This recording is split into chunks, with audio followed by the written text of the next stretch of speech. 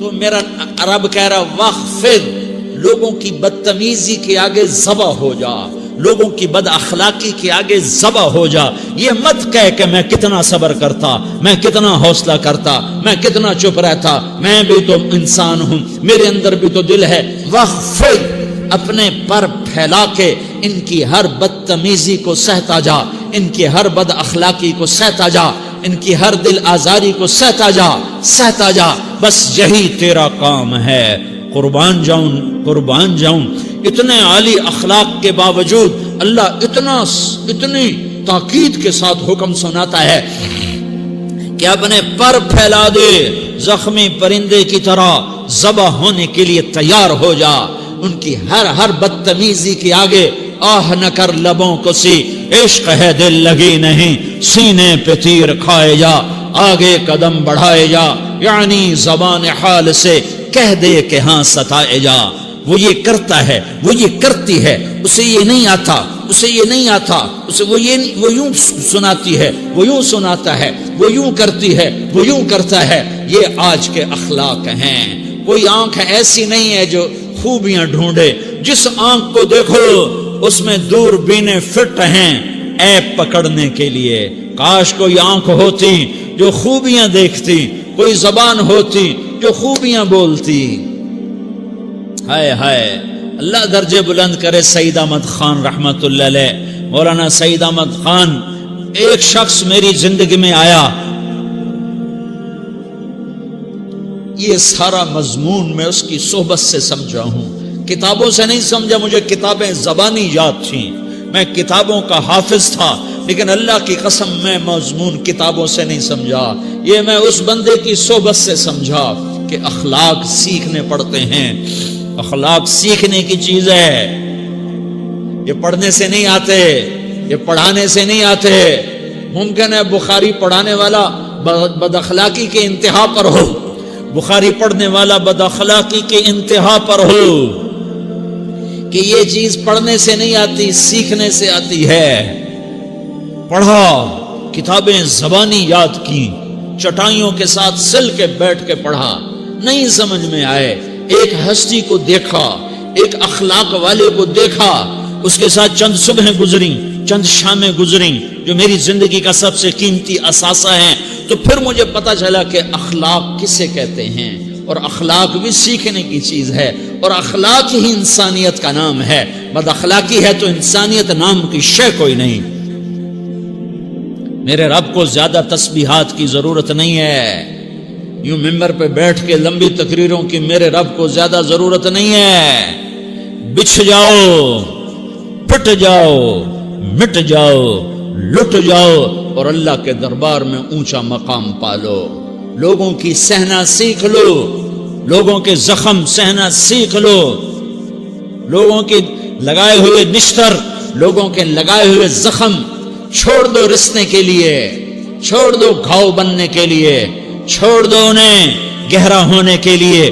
یہ جتنے گہرے ہوں گے اتنا تم اللہ کو محبوب نظر آؤ گے. تو بچا بچا کے نہ رکھ اسے، تیرا آئینہ ہے وہ آئینہ کہ شکستہ ہو تو عزیز تر ہے نگاہ آئینہ ساز میں. اسے ٹوٹنے دو، اسے ٹوٹنے دو.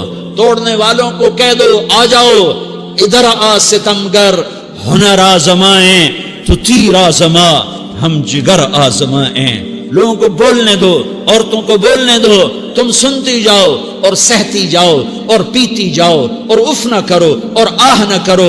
تم وقت کی رابعہ بصری ہوگی، تم وقت کے جنید بغدادی ہوگے.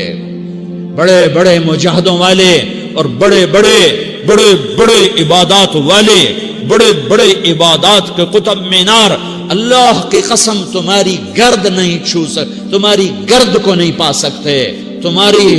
تمہیں پہنچنا تو کہاں ہے، تمہاری گرد کو بھی نہیں پہنچ سکتے ہیں. اگر تم اپنے اخلاق قابو کر لو، اپنی زبان پہ قابو کر لو، لوگوں کی دل آزاری پہ چپ رہنا سیکھ لو، لوگوں کی تکلیف پر چپ رہنا سیکھ لو، اور لوگوں کی بدتمیزی پر چپ رہنا سیکھ لو، اور برے سے اچھا بننا سیکھ لو، برے کے سامنے مسکرانا سیکھ لو، تانے سن کر بھی مسکرانا سیکھ لو، تو تمہیں زیادہ نفلوں کی ضرورت نہیں پڑے گی. تمہیں لمبی لمبی تہجد کی ضرورت نہیں پڑے گی، تم وہاں پہنچو گے جہاں کوئی نہ پہنچ سکے گا، تم ادھر جاؤ گے جہاں کوئی نہ جا سکے گا، تمہارے مقامات کو کوئی پا نہ سکے گا آخرت میں، نہ دنیا میں نہ آخرت میں۔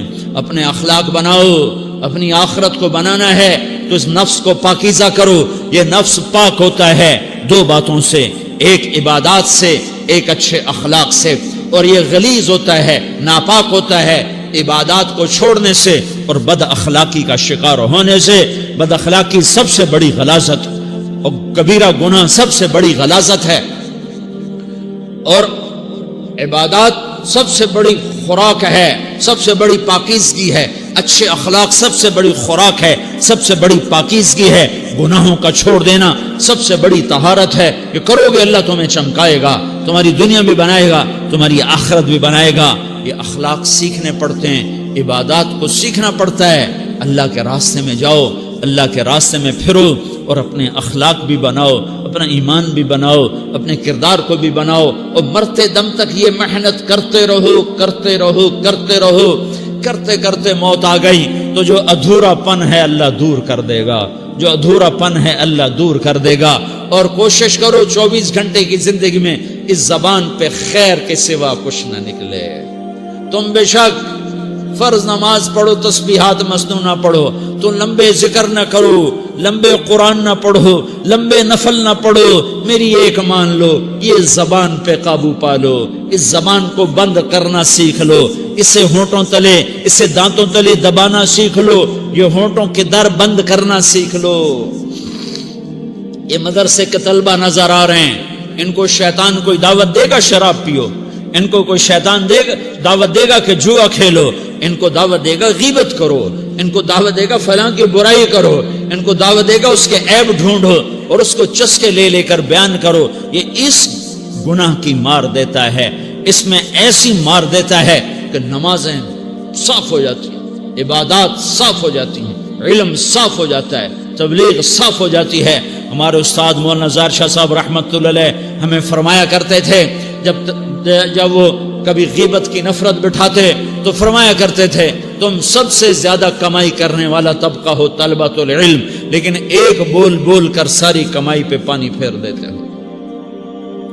تو میرے بھائیوں چاہے دین والے ہو، چاہے دنیا والے ہو، مدرسے والے ہو، کالج والے ہو، ایک عبادت کو بناؤ، ایک اپنے اخلاق کو بناؤ، تو اللہ تمہارے ساتھ ہے، دنیا بھی تمہاری ہے، آخرت بھی تمہاری ہے۔ اگر اللہ کو ساتھ نہ لیا اور اس نفس کو پاکیزہ نہ کیا تو یہ جہان بھی برباد ہے، اگلا بھی برباد ہے۔ اسے پاک کرنے کی نیت آج سے نیت کرو کہ اسے انشاءاللہ پاک کرنے کی کوشش کریں گے۔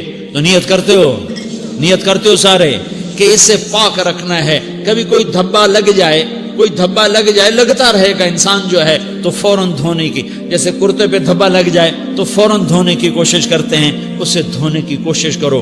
آنسوؤں کا پانی بس بڑے سے بڑے داغ کو دھونے کے لیے آنسوؤں کا پانی چاہیے، اور زیادہ پانی بھی نہیں چاہیے۔ ایک مکھی کے سر کے برابر تمہاری آنکھوں کے کٹوروں میں آنسو تیر گیا جو صرف تمہارے اندر کو تر کر گیا، باہر نہ نکل سکا۔